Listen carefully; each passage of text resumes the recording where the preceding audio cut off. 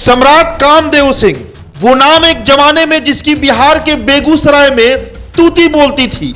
गरीब उन्हें मसीहा मानते थे तो विरोधी माफिया। उनकी जंग कम्युनिस्टों से थी। दोनों आमने सामने आए तो हालात ऐसे कि बेगूसराय और आसपास के इलाकों में आए दिन गोलियों की आवाज गूंजने लगी। बंदूकों के बल पर फैसले होने लगे। हर पखवाड़े मर्डर होते थे। बूथ कब्जाना आम बात हो चुकी थी। इन सब के लिए कामदेव सिंह को जिम्मेदार माना गया, जबकि उनके समर्थक कहते हैं कि कम्युनिस्टों की हिंसा का विरोध किसी और तरीके से करना मुश्किल था। बाद में समीकरण ऐसे बन गए कि केंद्र से लेकर राज्य सरकार तक कामदेव सिंह पर शिकंजा कसने लगे। हत्या और तस्करी का आरोप लगा। उनके धंधे बंद हुए और फिर एक दिन उनका इनकाउंटर कर दिया गया। पूर्व विधायक और भारतीय कम्युनिस्ट पार्टी यानी सीपीआई के नेता राजेंद्र राजन कहते हैं कि कम्युनिस्ट पार्टी से उनकी कोई राजनीतिक प्रतिद्वंदिता नहीं थी, लेकिन वो गांजे की तस्करी करते थे। साल 1969 के विधानसभा चुनाव में उन्होंने कम्युनिस्ट पार्टी का विरोध किया था। उस समय भोला सिंह सीपीआई के कैंडिडेट थे। उस दौर में कामदेव सिंह ने सोनापुर नया गांव के बूथ पर हंगामा किया, पोलिंग एजेंट को भगा दिया और बूथ छाप दिया था। राजेंद्र राजन 1969 के बाद 1971 के लोकसभा चुनाव के बारे में बताते हैं कि तब योगेंद्र शर्मा सीपीआई के उम्मीदवार थे और श्यामनंदन मिश्रा कांग्रेस के। सरयू प्रसाद सिंह ने श्यामनंदन मिश्रा को कामदेव सिंह से मिलवाया था।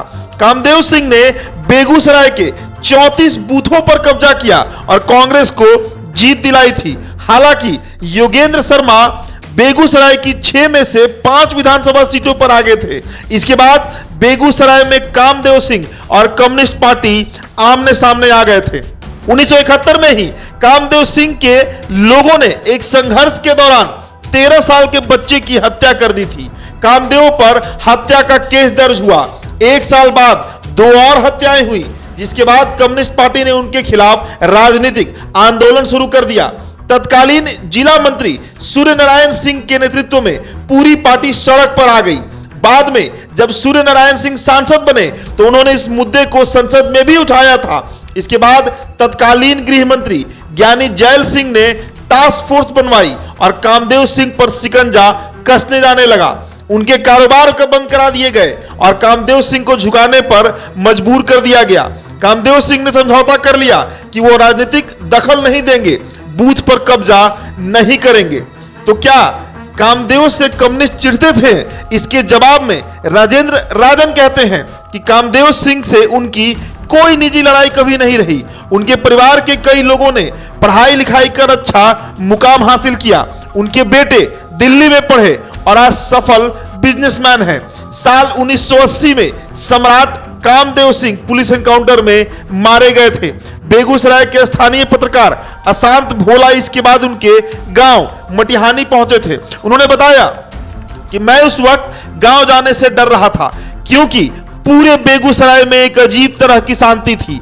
मैं एक रिक्शे वाले को लेकर गांव पहुंचा। पूरे गांव के लोग शोकाकुल थे। थोड़ी देर परिवार वालों से बात करने के बाद मैं वो जगह देखने गया जहां पर पुलिस और सीआरपीएफ के जवानों ने उनका इनकाउंटर किया था। अशांत भोला ने बताया कि मैंने नदी किनारे बसे पिछड़ी जाति के लोगों से मुलाकात की। सभी रो रहे थे। मैंने पूछा कि आप क्यों रो रहे हैं? एक औरत जोर जोर से विलाप करने लगी। उसने कहा कि भगवान चला गया। मैंने कहा कि वो तो अपराधी थे, तस्करी करते थे। इसके जवाब में औरत ने कहा कि जब तक मालिक जिंदा थे हमें किसी बात की चिंता नहीं थी। हमारे घरों में किसी का जन्म हो, कोई मर जाए या कोई बीमार हो, मालिक ही देखते थे। जब भी वो अपने घर आते थे हम लोगों से मुलाकात करते थे, हमारी तकलीफ पूछते थे और तुरंत निपटारा भी करते थे। अब हमें कौन देखेगा? अशांत ने बताया कि कामदेव सिंह भूमिहार थे जो बेगूसराय में दबंग माने जाते रहे, लेकिन निचली माने जाने वाली जातियों में भी उनकी इतनी स्वीकार्यता थी। उस दौर में जितने भी सामंती लोग थे वे कम्युनिस्ट पार्टी से जुड़कर राजनीतिक संरक्षण प्राप्त किए हुए थे। वे गरीबी और पिछड़ी जाति के लोगों पर अत्याचार करते थे, लेकिन कामदेव सिंह उस विचारधारा के खिलाफ थे। अगर वो किसी तरह के अपराधी या दबंग होते तो गरीब लोगों के बीच उनकी उतनी स्वीकार्यता नहीं होती। आप किसी भी तबके के शोषित वर्ग से बात कर लीजिए जो उस जमाने का है, उसके मन में कामदेव सिंह के लिए कहीं भी कोई नफरत नहीं है।